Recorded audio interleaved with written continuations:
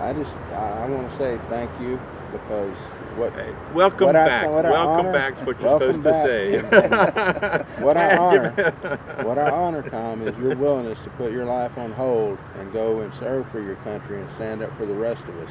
The fact that you were ordered to do questionable or criminal things by your government is not your fault. It's no reflection on you. Let us back. You did the right thing. Let us back that up. I was born in the South, good old Jim Crow South. Every male that I knew in the South back then, every adult male, my brothers, all my uncles, I lost 3 uncles in World War II. All the teachers, except for maybe 1 or 2 teachers, all the male teachers, doctors, everybody in the world was a veteran. That's what you did. That was part of how you went from being a guy to becoming a man. You went to the Army. And it's truer in the South than it is otherwise. I mean, if you look at the officer corps in the South, officer corps in the Army, they're mostly Southern. And I didn't do it necessarily to serve my country. I did learn a trade, and I learned a trade. And if I could stand on my feet for 8 hours a day, I could still do it. I can't do it anymore. But I take no pride or joy in it. Yes, sir. You just mentioned that you have family who has served in previous wars as well. Yeah. Have you ever discussed the contrast into perspectives on how they felt about their service compared to how you felt about yours, the generation? Well, they're all dead now. But anyway, that's the first generation. That's my father's and mother's generation. They're all dead. But anyway. I was a dissident and they weren't. Did they ever discuss how they felt about your experiences and the context in which you served as being a dissident, and what was their perspective on that based on their experience? I was wrong. America's the greatest country in the world. She's been proud of it. She's been happy to go over there and do all that good stuff. What do you think they'd say now? America's the greatest country in the world. You should be proud we're over there blowing those gooks away. That's just what I think. I'm sort of wondering what you think is so different about the wars that are being fought now, and why there's maybe less opposition within the actual active duty soldiers in the draft. No draft. No draft. Because when the draft ended in '71, the anti-war movement just kind of poof, collapsed. Well, I mean, people in theater. That is to say, fighting in the front. The difference was that the soldiers in Vietnam were drafted, and the soldiers in Iraq sure. kind of sound. Well, not necessarily. Not were drafted. Were the threat of the draft. Well, I'm asking. Yeah, that was it. That was it. You know, I mean, people wanted. You know, that was it. That's the draft was the thing. Because basically, is there a war going on today? Yes. Hard to tell. Everywhere. I mean, unless you're on the end of the and not getting any food because they cut back food stamps because of the war, you hardly notice it. You know. Specifically, I mean to ask about. So in Vietnam, there were soldiers that refused to fight, that mutinied, and in Iraq and Afghanistan, I guess you don't find that same kind of culture of resistance. Or I'm wondering about the contrast. Well, there's also something called unit cohesion. They look at unit cohesion. Unit cohesion is basically what they do now is basically get a company or a battalion, and they all train together. And they train together for years, and they live together, and they go over there and fight, and they come back together. In Vietnam, you went over there as a person, you joined a unit, and you came back a year later after your tour was over, and you weren't, and you formed the unit cohesion when you were there, but there's no unit cohesion as you went over. And that's how these guys that's how these, like that stupid bastard can talk 4 or 5 guys into killing people with it. What stupid bastard? This got sentenced to life. Oh, for Haditha? Yeah, but anyway, he was like a staff sergeant or an army sergeant. I'm not sure. I'm not sure. I don't know. But he was over there, and the sentence just came down like this last week. Are you talking about Stephen Green, the guy who killed that Iraqi girl? No, it's just they killed him in Afghanistan. He killed. Oh, okay. He murdered. He murdered him. Like basically, They had throwaway guns. Oh, They're yeah. for kicks. I saw that. Yeah, he basically like he tortured and killed like women specifically, I think, but he like various. I mean, this is a guy Cut just off came back from limbs. trial in this Yeah. last Cut off week. Now limbs. there's some other guy that gang rapes this poor little 14-year-old girl to death. That was Stephen Green. Stephen Green, and that's been over for a while. This guy just happened. See, I don't pay a whole lot of attention to this stuff. I read the headlines, and and that's it. You know, I don't see all. I don't read the articles. I don't try to remember names. I don't even want to know.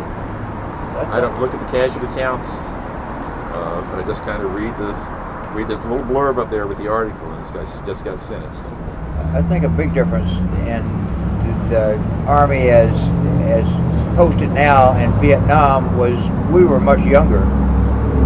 Now you've got a much larger percentage of the Army in Afghanistan and Iraq are Army Reserve and National Guard and people that are as old as 30 and 35 years old that are being called into duty because there's been no draft. And a lot more people are married now in the Army. There weren't that many guys that were over there were married.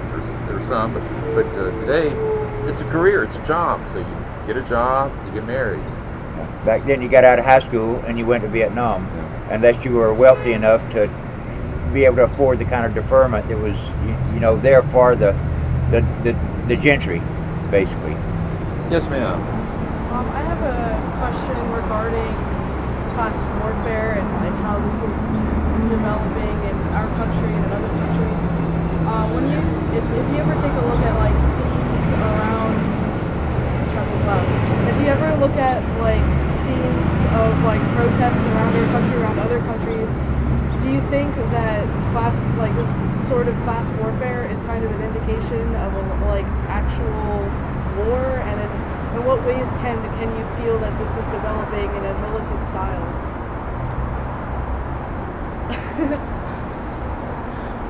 It's way above my pay grade. I don't get your question. I guess I was wondering how he finds that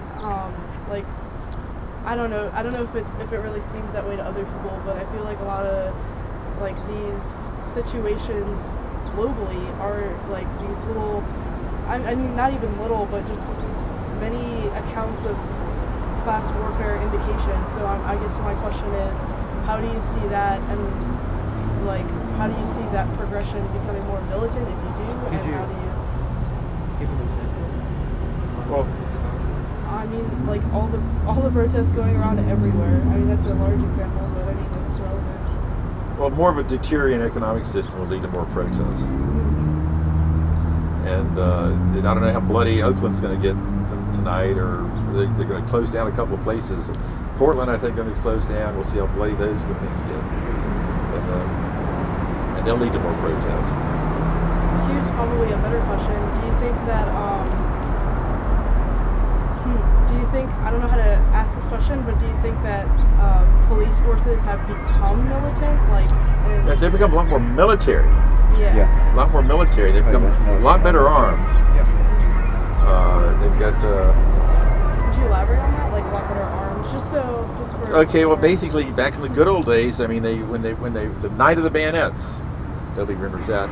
I know a cop that was there at the night of the bayonets. He was over at FSU, and SDS said they were going to have a meeting inside of the geology building. Whoa! And who's president? Stanley was president. Stanley who? There was a guy. The president said, "No meeting inside of the geology building. SDS is banned from campus." Stanley Marshall? Stanley Marshall? Stanley Marshall, good old Stan the Man Marshall. And so the sheriff's department came out there with something called M2 carbines, and these are very small rifles, and with bayonets on them. And they're going to stop them. And everybody had a bullet in their pocket, like Barney Fife. Remember Barney? Nobody had bullets in their rifles.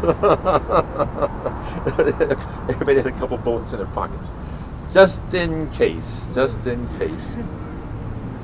But anyway, so that's it. Now, if they want to do that, they'd bring a string of guys out with the shields and the helmets. These guys were dressed Water cannons. with the pads and everything, Ready to rumble. Ready to rumble. Even up in Washington D.C., I remember seeing the cops up there. You could walk up to a cop and kick him in the leg, and you could probably put him down on the ground, even though he's wearing a shield. But today, you can't kick anybody in the leg and put him down. All you're going to hit is that pad. And it's like this, you know, that they got a lot. They got more machine guns. They got machine guns out there.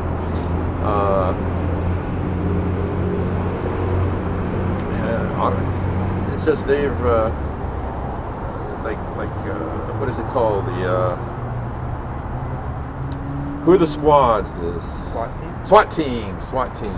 You know, they didn't have SWAT teams back then, and now they're all coming out looking like SWAT teams. You go to the Capitol Police; these guys look like they were ready to go on SWAT teams. They got the pockets and the boots, and they're all ready, and they're just standing around checking tourists. Yep, bungee pants. Checking tourists in, you know. And there's, sir. What do you think about police forces' use of tear gas, rubber bullets, beanbag guns at protests or Occupy rallies that have been going on in the last couple months? Well, whoever shot Scott Olson committed a crime. You're not supposed to shoot people in the head with that stuff. You're supposed to shoot them down at the feet. And down in Miami, there was some guy came back, had one of my signs, one of my little foam board signs, it had a hole in it, and it had a bruise right there. And if that beanbag or rubber bullet hit him just a little bit higher, he'd been blind. Matt Davis? Matt David, yeah. Yeah, see? People remember. Could have lost his eye that day. What? Could have lost his eye. Oh, you ain't kidding. You know, he could have been. That could have killed him with that. Yeah, he just got. It just, you know, but they shouldn't be doing that kind of stuff. But now I'm in the ACLU too. We're suing, and you got to get restrictions on it. Got to slap them with restrictions, and you got to get. We're working on a civilian police review board here in town. And they've tried to have one before. We're not long time coming. Well, we're going to get to eventually. Yes, sir. I was going to ask, can you sue about that?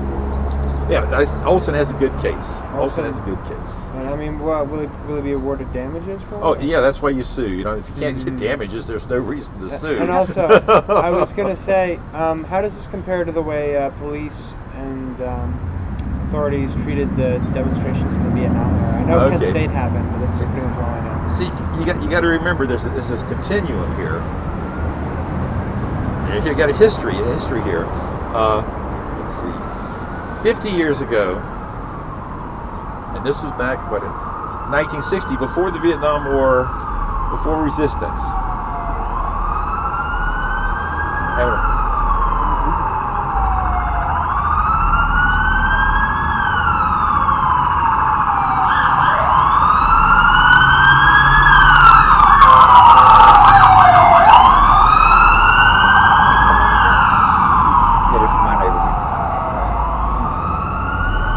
Hurts your ears, doesn't it?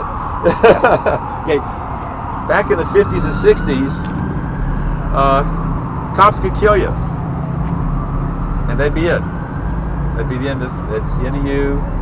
You got no suit. You know, they could beat the shit out of you.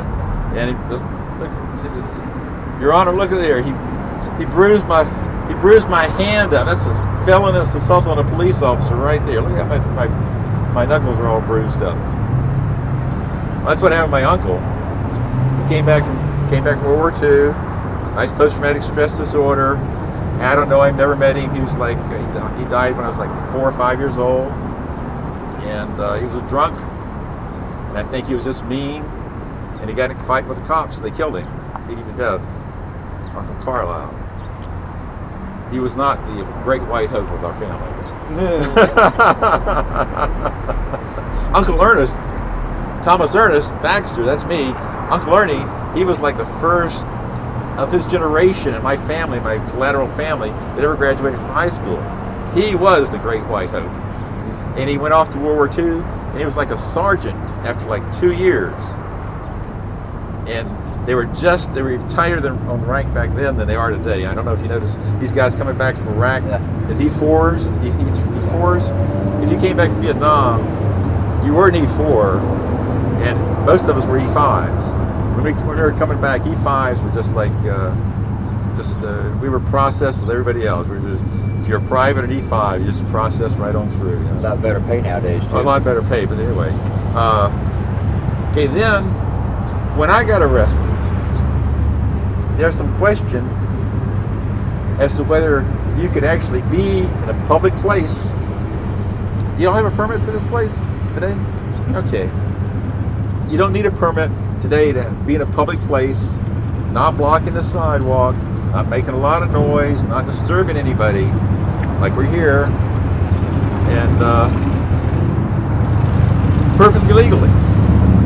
50 years ago, there are states, if you had more than 3 unrelated people together, gathered together, that was a crime, that was a misdemeanor. They take your ass up and throw you in jail. Now, basically that applied to union organizers, civil rights marchers, people the cops didn't like, or they just wanted to harass your ass.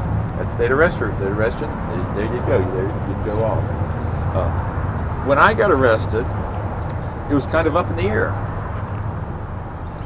In 1971, and so I got arrested, and then 10 years later, after the case went up to the Supreme Court, came back down, went up to the Supreme Court again, and came back down again, the judge said, because I was so cute and lovable, kind, and everything, pinched my cheek and said, that you were never arrested, Mr. Baxter. You were illegally detained.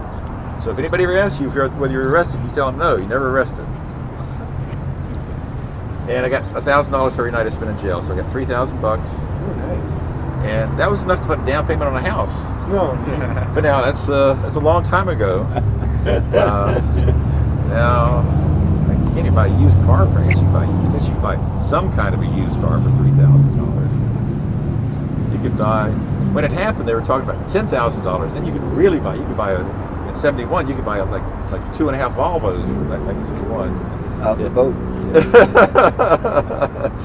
In '81, when I got the check, you could buy like you could maybe buy a nice used Volvo. That's just inflation. Okay, but anyway, so then all these activist judges discovering people had rights under the Bill of Rights, and the Bill of Rights applied to the state of Florida, applied to the states. That's what happened. Because this is all under the Constitution. It's here. And that's why we get to stand out here. 50 years ago, you didn't have a permit, get the hell out. And people keep on asking, well, how can we get a permit? How can we get a permit? In the city, well, you don't need a permit to do lots of stuff in the city. And in fact, when this thing started, they were talking about a permit to park in the parks. Was anybody in the legal panel? Anybody there? No, okay. But anyway, Richard Benham, one of the members of the ACLU, if you look at the permitting process, they said you had to wait, 30 days or 60 days to get a permit for this place. Okay. Well, he wrote him a letter, said, I'm a lawyer for the local ACLU, and I don't think your permitting process is constitutional. And his remark was he got a call back about 2 hours later saying, Mr. Benham, I'm sorry, there's been a misunderstanding. And if y'all got a permit, you got a permit quickly. And just like you got the permit over there to camp out, that came quickly. And if you didn't go up there and push it, you didn't have to buy insurance for it. Yeah. You didn't have to buy insurance. Yeah, they had to waive the insurance. They waived insurance? Yep. But that's unconstitutional for them to require that. Yes, in the first place. But if you go talk to them, they'll require it. Yeah. Because if you give it to them, they'll have it. I know people that.